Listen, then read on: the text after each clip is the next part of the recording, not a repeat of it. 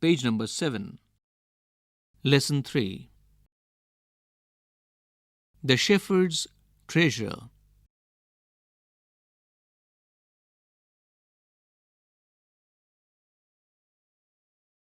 The synopsis for the first part of the story. A poor shepherd once lived in Iran.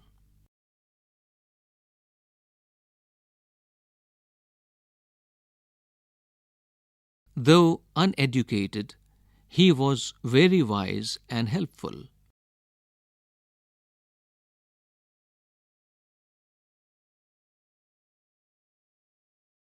The king decided to meet him in disguise.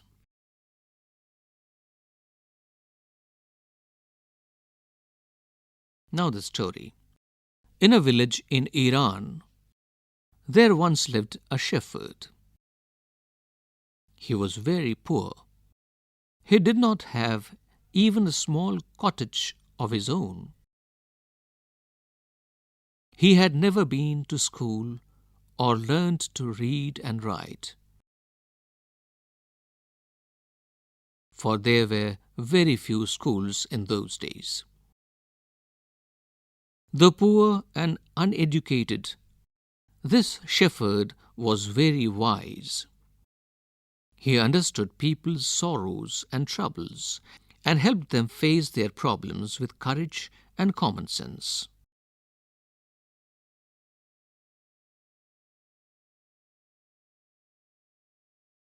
Many people came to him for advice. Soon he became famous for his wisdom and friendly nature.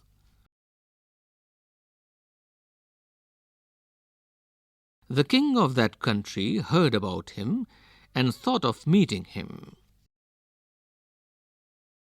Disguised as a shepherd and riding on a mule, one day the king came to the cave where the wise shepherd lived.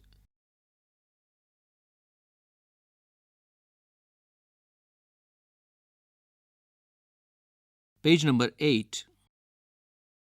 As soon as the shepherd saw the traveller coming towards the cave, he rose to welcome him. He took the tired traveller inside the cave, gave him water to drink, and a share of his own meagre meal.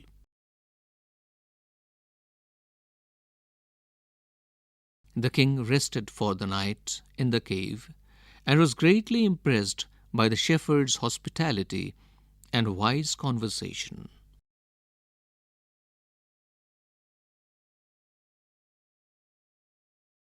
Now the synopsis of the next part of the story.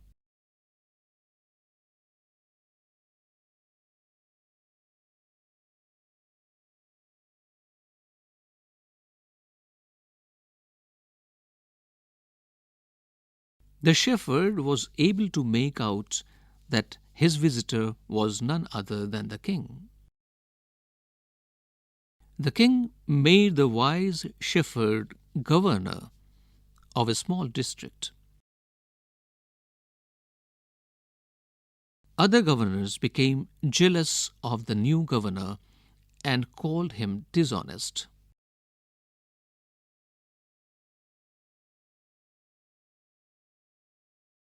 Though still tired, the king decided to depart the next morning. He said, "Many thanks for your kindness to a poor traveller. I have a long way to go. Permit me to leave." Looking straight into the eyes of the guest, the shepherd replied, "Thank you, Your Majesty, for paying me the compliment of a visit." The king was astonished as well as pleased. "He is indeed very wise," he thought to himself. "I need people like him to work for me." And the king appointed this humble shepherd the governor of a small district. Although he rose to power and dignity, the shepherd remained as humble as ever.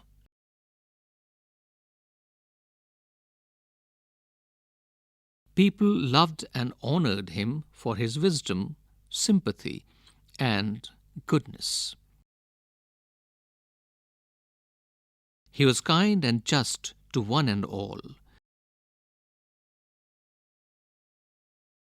His fame as a fair and wise governor soon spread throughout the country.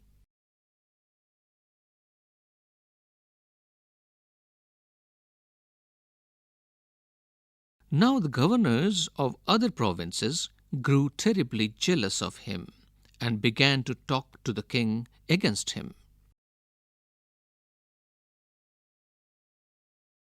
They said, "He is very dishonest and keeps for himself part of the money that he collects as tax from the people. Why did he always carry with him,"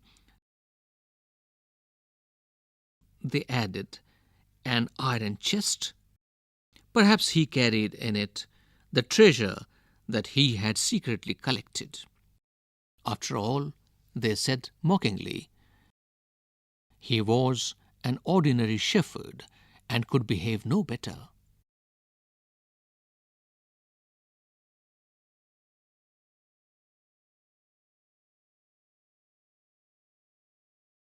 Page number 9. Now the synopsis of the next part of the story. The new governor was called to the palace. He was ordered to explain why he always carried an iron chest. The chest contained no gold or silver. Now the next part of the story. At first, the king did not pay attention to these reports, but how long could he ignore these governors and their endless stories about the shepherd? One thing was certain, the king discovered. The new governor did carry an iron chest with him all the time. So, one day, the new governor was summoned to the palace. He came riding on his camel, and to everyone's delight, the famous iron chest was there, fastened securely behind him on the camel's back.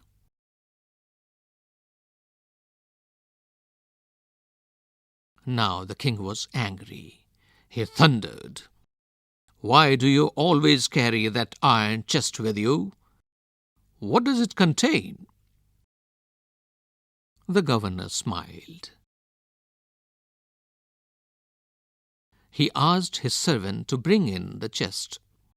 How eagerly the people standing around waited for the shepherd to be found out. But how great was their astonishment, and even of the king himself, when the chest was opened. No gold or silver or jewels,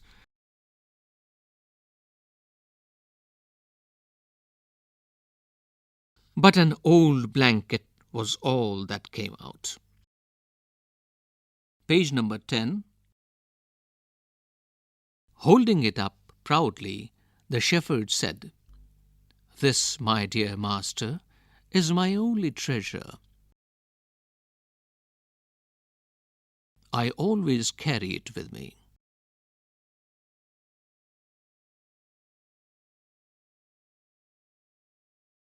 "But why do you carry such an ordinary blanket with you?" "Surely you are the governor of a district?" the king asked. To which the shepherd replied with quiet dignity, "This blanket is my oldest friend. It will still protect me if at any time your majesty should wish to take away my new cloaks."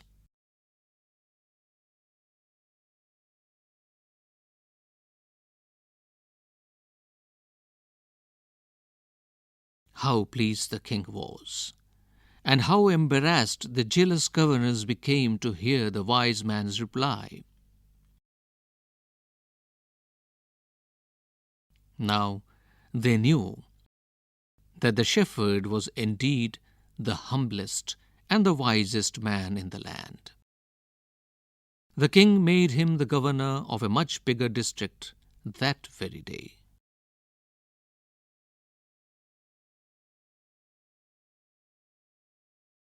This story has been taken from an Iranian folk tale.